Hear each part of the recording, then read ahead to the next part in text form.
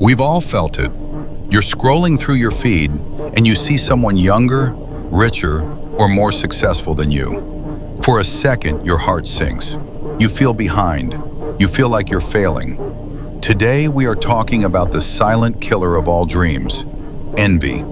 In a world that is constantly connected, comparison has become a global epidemic. But if you don't learn to master this emotion, it will consume your energy and kill your creativity. The problem with comparison is that it's a game you can never win. There will always be someone with a faster car, a bigger house, or a better body. When you focus on their able sacrifice, you lose sight of your own Cain potential. Envy makes you look sideways instead of forward. When you look sideways, you trip over what's right in front of you. You aren't losing because they are winning. You are losing because you stopped running your own race to watch theirs. So how do you stop it? You switch from a scarcity mindset to an abundance mindset. You realize that the world is infinite. Instead of saying, why them? Ask, how did they do it?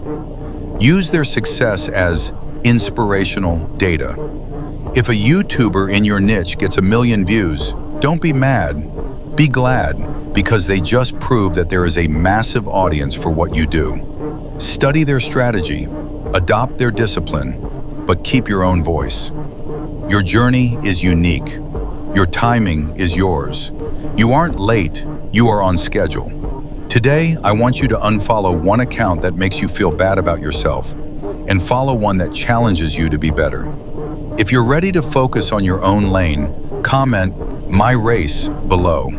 Subscribe to Rise to Greatness for Day 4, where we talk about building in the silence. I'll see you at the top.